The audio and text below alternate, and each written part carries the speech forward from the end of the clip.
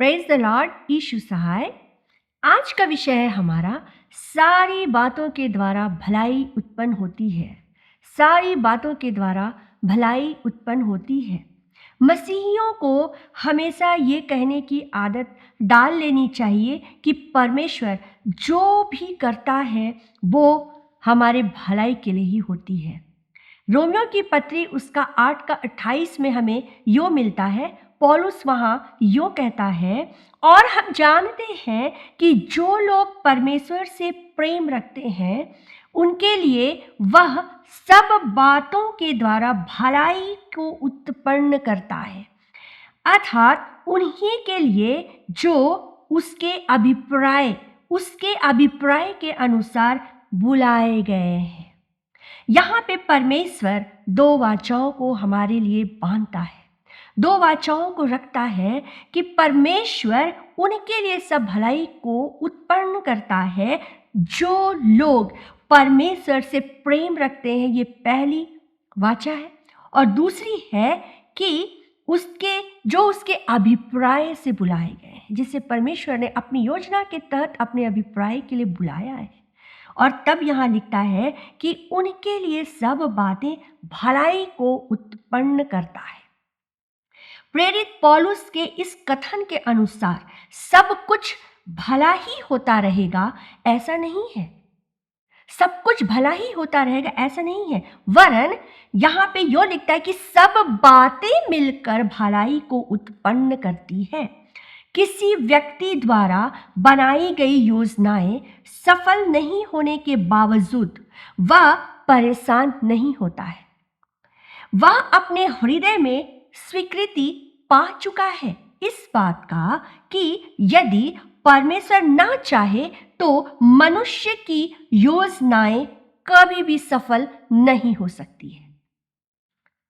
हमेशा चाहत पूरी हो ऐसा नहीं हो सकता है। चाहे कुछ भी हो जाए, परमेश्वर ही की इच्छा हमारे जीवन में पूरी होती है। रोमी 8:28 के अनुसार हमें यो मिलता है कि सब बातों के द्वारा भलाई विश्वासियों के हृदय में शांति को लेकर आता है। जो हम लोगों ने पढ़ा, सब बातों के द्वारा भलाई विश्वासियों के लिए शांति को लेकर आता है, हमारे हृदय में शांति भर देता है, हमारे विश्वास के संतुलन को बिगड़ने नहीं देता। ये वचन यदि हमारे हृदय में बसा हुआ है तो हमारा संतुलन कभी भी बिगड़ता नहीं है, वो हमें बिगड़ने नहीं देता। हमारा विश्वास प्रभु में बना रहता है, क्योंकि ये वायदा केवल उनके लिए है जो परमेश्वर से प्रेम करते हैं और जो इस निश्चयता को प्राप्त कर चुके हैं कि परमेश्वर ने उन्हें बुलाया है। क्योंकि कभी कभी भलाई को समझने के लिए एक लंबे समय की दूरी तय करनी पड़ती है। कई बार उस भलाई को समझने के लिए भलाई पहले समझ में नहीं आता। किसी भी मुसीबत में, कोई भी परेशानी में, कोई भी विपरीत परिस्थिति में आने के बाद भलाई समझ में नहीं आता, लेकिन काफ़ी दूरी तय करने के बाद, कभी कभी काफ़ी दूरी तय करने के बाद ये समझ में आता है कि ये भलाई इसमें कहाँ छुपी है, कहाँ पर भलाई है, इसमें कैसे भलाई हो रही है हमारी, तब समझ में आता है। उनके लिए ये कहना और भी मुश्किल हो जाता है जो दुखों और बहुत सारे मुसीबतों से गुजर रहे होते हैं। उनके लिए ये कहना और भी मुश्किल हो जाता है। बहुत तरह के दुखों की सामना काफ़ी दिनों से वो लगातार कर रहे हैं। उनके लिए कहना बहुत मुश्किल हो जाता है कि सब बातें भलाई को उत्पन्न करती है। उदाहरण स्वरूप, एक दंपति जो सालों बीतने के बाद भी माँ बाप नहीं बन पा रहे हैं, नौकरी के लिए कभी कभी काफ़ी लंबे समय तक रुकना होता है, विवाह की उम्र निकलती जा रही है, बीमारी ठीक होने का नाम नहीं लेती, वगैरह वगैरह बहुत तरह की ऐसी बातें हैं। ऐसे कठिन समयों में सब बातें भलाई को उत्पन्न करती है कहना इतना आसान नहीं होता। दुख भोगी के लिए शायद ये मतलब की बात ही नहीं है। किसी तरह से वो इस बात को नहीं समझ पाता, लेकिन परमेश्वर का हाथ इतना छोटा नहीं हो गया। मेरे भाई और बहनों, परमेश्वर का हाथ इतना छोटा नहीं। पहला सामुएल उसका पहला अध्याय का 5 में हमें मिलता है।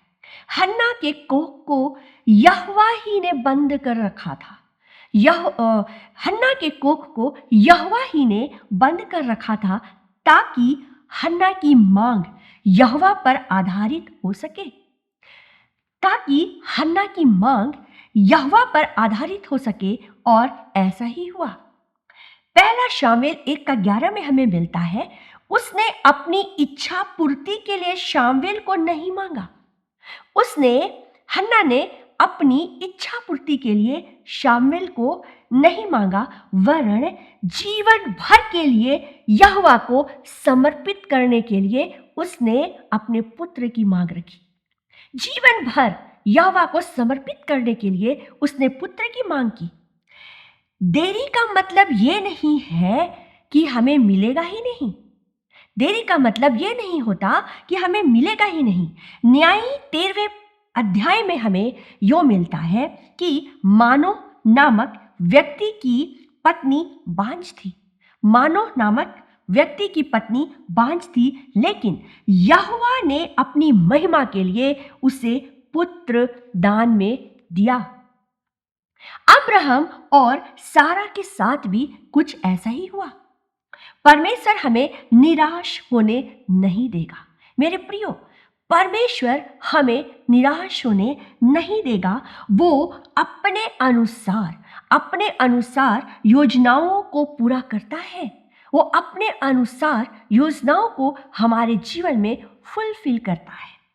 अतः हर हालत में परमेश्वर के प्रेम में बने रहना ये हमारा कर्तव्य है, और बुलाहट की निश्चयता को प्राप्त करते रहना ये हमारा कर्तव्य है। और तब परमेश्वर की इस आशीष को जो वो कहता है कि वह सब बातों के द्वारा भलाई को उत्पन्न करता है, इस बात को हम भली भांति समझ पाएंगे।